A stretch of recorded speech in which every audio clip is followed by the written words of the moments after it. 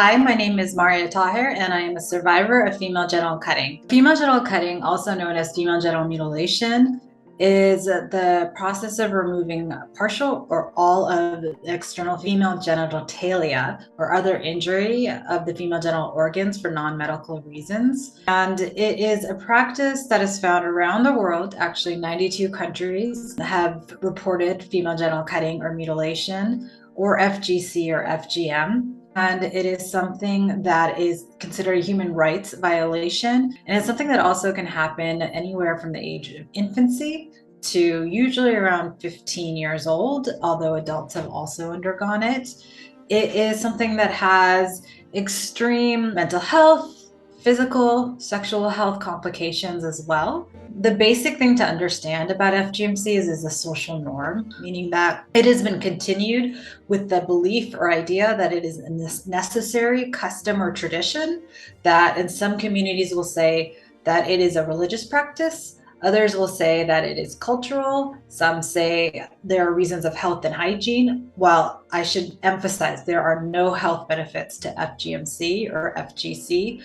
Other communities say that it's aesthetically more clean or pleasing to look at. There can be huge myths around sexuality and the idea that this is something that decreases sexuality so that they are prevented from being promiscuous and maintaining their virginity or being chaste. There are many, many reasons that I can go on for, but again, it's really about controlling women's bodies, girls' bodies. FGMC has a range of health or negative health consequences. Some of the consequences can be short-term, so it could include bleeding, infection, scarring. Longer-term consequences can include UTIs, difficulty during childbirth, difficulty during pregnancy, trouble with menstruation or incredibly painful menstruation cramps and things like that too. Even in some circumstances, you can die from what's happened, extensive bleeding. And additionally, again, there could be a lot of mental health,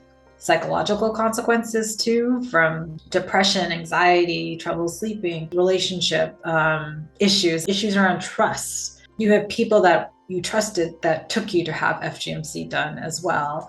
And then sexual consequences as well, and intimacy. There's a range of negative health consequences that can occur.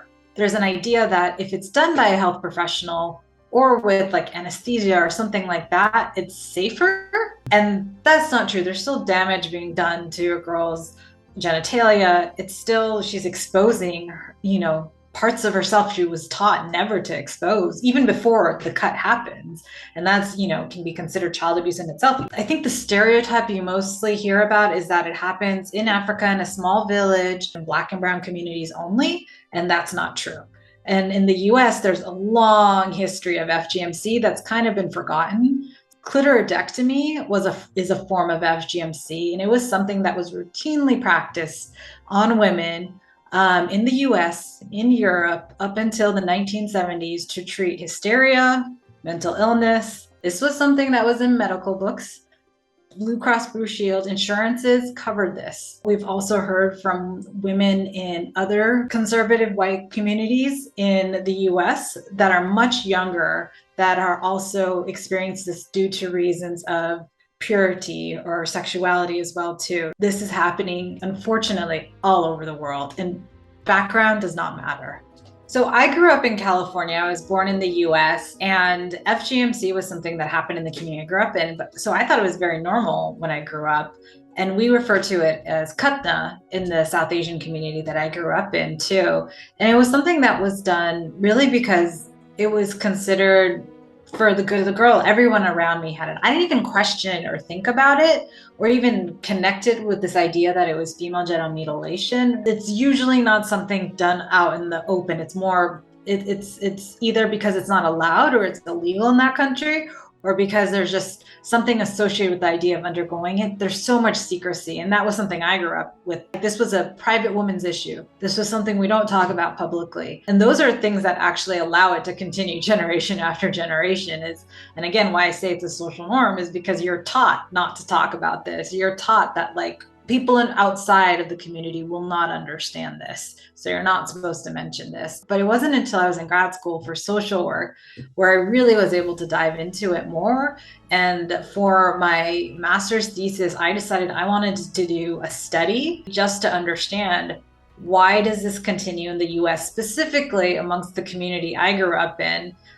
When it is illegal, why does it continue? Why in the US? And that really was the start of me into my career in working in gender-based violence, and then also working specifically on FGMC. I never really went through an anger stage. I always try to figure out systemically, why did this happen? Well, how can these people who loved me do this to me if it's considered a human rights violation or if it's harmful? And honestly, like, I had a good upbringing, and I didn't have terrible parents. My mom went through, my grandmother went through, everybody went through this thinking girls had to go through this.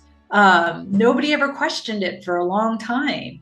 So for me personally, I'm in a much better place now. I'm actually able to talk about this much more openly than I ever was in the past, and that took years to get to that place. What surprises us, though, is that 81% said that they didn't want it to continue to the next generation. And then that really started to help making us wonder, well, if so many people don't want it to continue, why is it continuing?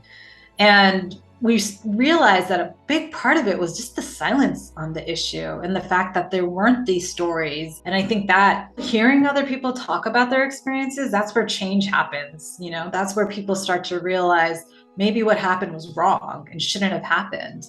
And that's how you can prevent it from the future generation. So SEO, the organization that I co-founded with 4 other women in 2015, our mission really is to elevate the conversation on FGMC in Asian and other communities. When you think about change and how change happens, you need to build a critical mass of voices that are willing to speak out against FGMC. There's a lot of shame with talking about it, and it's true for all forms of gender-based violence as well. And so we realized that we need to build that critical mass of voices, and there's a lot of research around how do you change a social norm.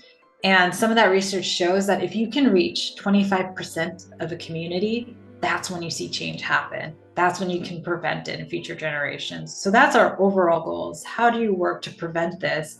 And to do that, you need to have that research. You need to have those stories. You need to work on just raising awareness. We also do a lot of work with how do you support survivors and build more supportive care. And so we do a lot of work training frontline professionals, really thinking about like ways that we can help with healing too as a result.